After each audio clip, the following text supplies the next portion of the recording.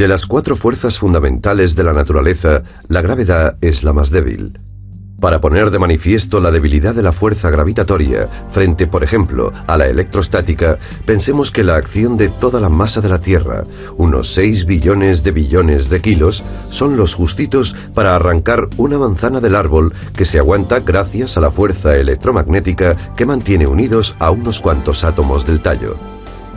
Se requieren grandes masas para que los efectos de la fuerza gravitatoria se hagan sentir.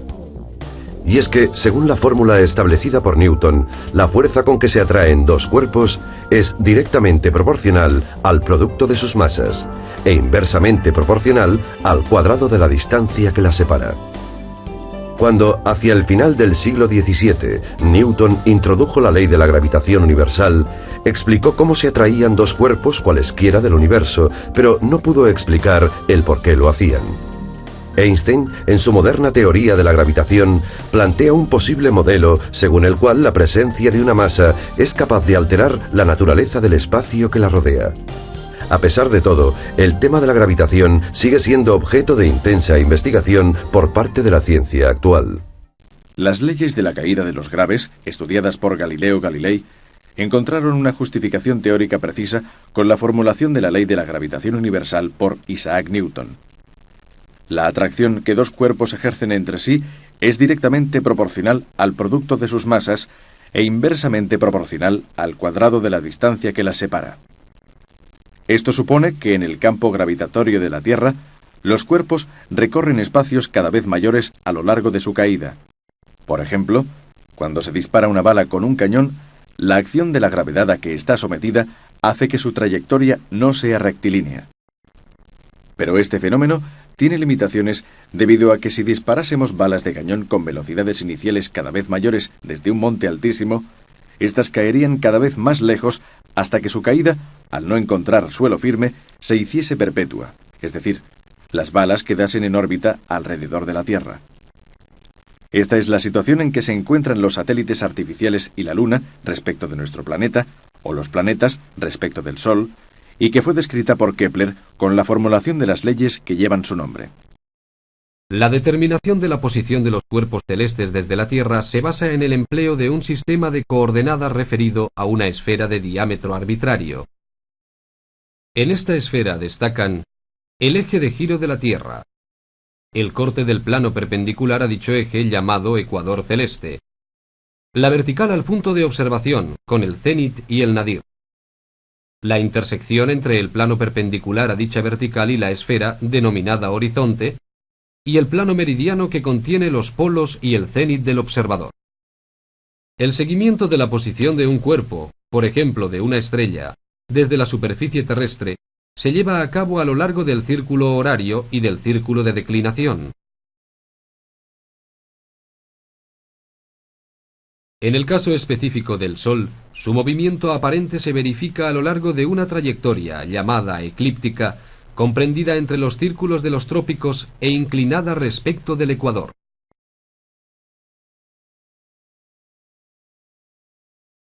Las máquinas han ayudado al ser humano desde tiempos muy remotos a realizar los trabajos más pesados. Así, las palancas le han permitido tanto levantar pesos como cortar materiales o coger objetos. Por el contrario, algunas de ellas, como por ejemplo las poleas, se emplean únicamente para un fin, por ejemplo, levantar pesos, ya que su combinación permite, aumentando el camino, levantar por ejemplo el doble de peso aplicando la misma fuerza. Otras, como el plano inclinado, sacan partido a la descomposición de las fuerzas para facilitar el traslado de cargas muy pesadas. Algunos dispositivos sencillos combinan las fuerzas con habilidad, bien para permitir la realización de ciertas operaciones que de lo contrario requerirían la aplicación de fuerzas mucho mayores, como por ejemplo el volante, o para cambiar la dirección o el sentido del movimiento, como las ruedas, las correas y las coronas dentadas y los tornillos sin fin. 3 fueron las innovaciones técnicas que Gutenberg aportó a la impresión de la época y que marcaron el hito histórico que determinó el nacimiento de la imprenta como tal: las cintas, la prensa y los tipos móviles. Las tintas acuosas, que hasta entonces eran utilizadas por los escribientes, no eran aptas para este tipo de impresión, ya que, además de penetrar excesivamente en los papeles absorbentes, tendían a formar pequeñas gotitas en las superficies metálicas de las planchas. Este problema quedó resuelto al batir aceite de linaza hervido y mezclarlo con carbón vegetal en polvo, un tipo de tinta que seguiría utilizándose durante los 4 siglos posteriores a la invención de la imprenta. El tipo de prensa accionada mediante un husillo o tornillo que se adoptó para la Gutenberg ya era utilizada en su época para la fabricación del lino y el papel. Fue el diseño del tímpano lo que supuso una mejora esencial. Este constaba de un bastidor recubierto de pergamino al que quedaba fijado el papel que, unido a unos goznes, se ajustaba perfectamente a los tipos, consiguiendo que todo quedara a un mismo nivel. Quizás, de los tres, el dispositivo más destacable de la imprenta de Gutenberg fueron los tipos móviles, ya que estos tenían varias ventajas frente a los distintos dispositivos utilizados hasta entonces. Su utilización repetida solo estaba limitada por el desgaste. Se podían reproducir fácilmente en un molde y su normalización en tamaño y forma podían permitir el intercambio. Aún así, la preparación de una página de la famosa Biblia de Maguncia suponía para un hombre el trabajo de todo un día, ya que debía elegir los correspondientes tipos de la caja, situarlos línea por línea en un componedor, para luego colocar estas en una superficie plana llamada la galera, llevar a cabo una prueba y corregir los posibles defectos. A pesar de que actualmente este proceso nos pueda parecer excesivamente artesanal, en los 50 años posteriores a la invención de la imprenta de Gutenberg se editaron en Occidente más libros que durante los 1000 años anteriores. La trayectoria seguida por los rayos de luz procedentes de un objeto situado a una cierta distancia, en condiciones de temperatura ambiental uniforme, se puede representar como la recta que une el ojo del observador con dicho objeto. Cuando las diferencias de temperatura entre las capas de aire próximas al suelo son muy acusadas, la trayectoria seguida por los rayos se curva a causa de los fenómenos de refracción que experimentan la luz al atravesar las capas de aire caliente.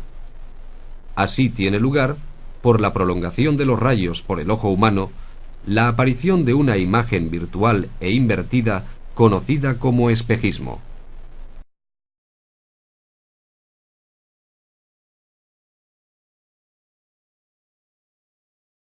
Las esclusas permiten salvar desniveles entre cursos de agua. A la llegada de un barco abren sus compuertas para permitir que éste penetre en su interior. Una vez dentro, cierran la compuerta de acceso y se inicia la nivelación con el curso de salida. Cuando el nivel del agua ha ascendido suficientemente, se abre la compuerta de salida y el barco puede abandonar la esclusa. Acto seguido se cierra nuevamente la compuerta y se deja salir el agua hasta que su nivel se iguala con el de la compuerta de entrada.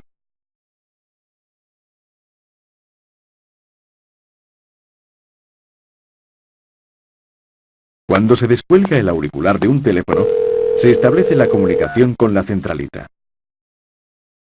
Al marcar el número se establecen secuencialmente las vías codificadas por él, accediéndose al aparato del número indicado.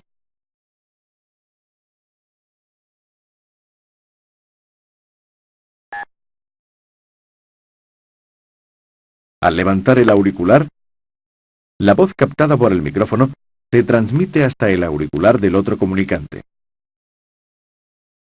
Al contestar, el sonido sigue el camino inverso. Cuando uno o ambos hablantes cuelgan sus aparatos, se interrumpe la comunicación y estos quedan a la espera de nuevas llamadas.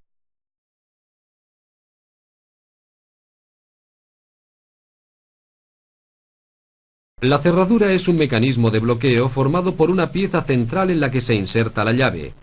Esta pieza central está atravesada por una serie de orificios que coinciden con los que presenta la fijación. Cuando la llave está fuera de la cerradura, los pernos son empujados por resortes a las posiciones de tope donde bloquean el giro del bombín y la apertura de la cerradura. Cuando se introduce la llave apropiada, dichos pernos adoptan una posición en la cual la separación entre sus componentes coincide con la separación entre armadura y bombín. De este modo es posible el giro de la llave que acciona la palanca que abre la puerta.